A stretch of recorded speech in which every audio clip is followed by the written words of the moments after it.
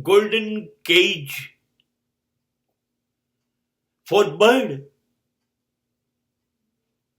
and golden wings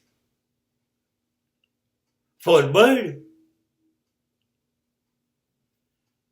will not give enough strength to fly and fly in the sky. સોનાનું પાંજરું ને સોનાની પાંખો આપી તો દેશો, પણ ઉડવાની તાકાત, આવડત, કળા, આત્મવિશ્વાસ પક્ષી લાવશે ક્યાંથી? આ પક્ષી એ આપણા બાળકો છે, આપણા સંતાનો છે.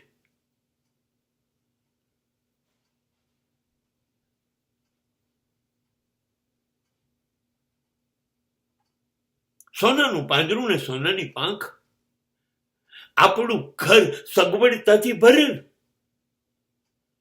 અને પાણી માંગે તો દૂધ હાજર. ઉનાળો છે, બેટા એસી ચાલુ કરો, ચલો ગાડીમાં મૂકી જઉં છું, ગાડીમાં લઈ જાઉં છું. દૂધના ગ્લાસ ભરેલા, ડ્રાય ફ્રૂટ તો નાસ્તામાં જ હોઈશું. તમારાથી નહીં થાય બેટા, હું એટલું લેસન કરી કાઢું છું. નહીં, બધું જ તમારું બાળક, તમારું પક્ષી છે. તમે નથી વિચારતા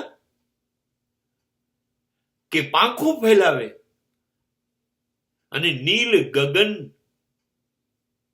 સાથે સાત આકાશ ઉડી જાય. તમારો આભાર માને કે માતા પિતાએ આ મજબૂત પાંખો ના આપ્યો તો મેં સંસારમાં ઉડત કેવી રીતે? એવું નથી ઈચ્છતા. હા, તો એનો હાથ પકડીને એને છેક દરવાજા સુધી, એની બસ આવે ત્યારે મૂકવા જાઓ, એની વોટર બેગ તમે ઉચકો, એની દફતરની બેગ ઉચકો, તમે એનું લેસન કરી આપો. પાછો એ આવે 2-3 કલાક ભણીને તો જગત ઉપર મહાન ઉપકાર કરી કાઢ્યો, હવે એને લેવા જાઓ. બધું જ તમે કરી આપો. એ રોડ ક્રોસ કરતા ક્યારે શીખશે? એની વોટર બેગ, એના દફતર, એના નાસ્તાનું ધ્યાન ક્યારે રાખશે? એની બસ જતી રહી કે આવતી રહી? ચૂકી ગયું, લેસન નથી થયું તો શિક્ષક શું સજા કરશે એને ખબર જ નહીં પડે, કેમ કે તમે કરી આપ્યું. સોનાના પિંજરા ના આપો.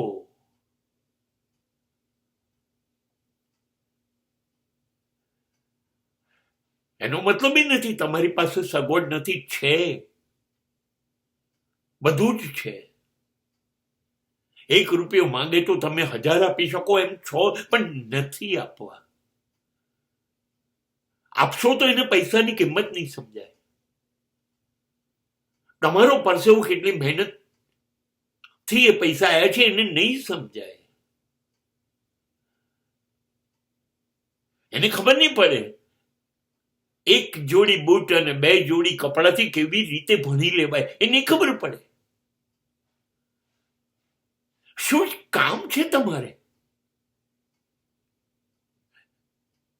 પિઝા અને બર્ગર, પેપ્સી અને કોલા,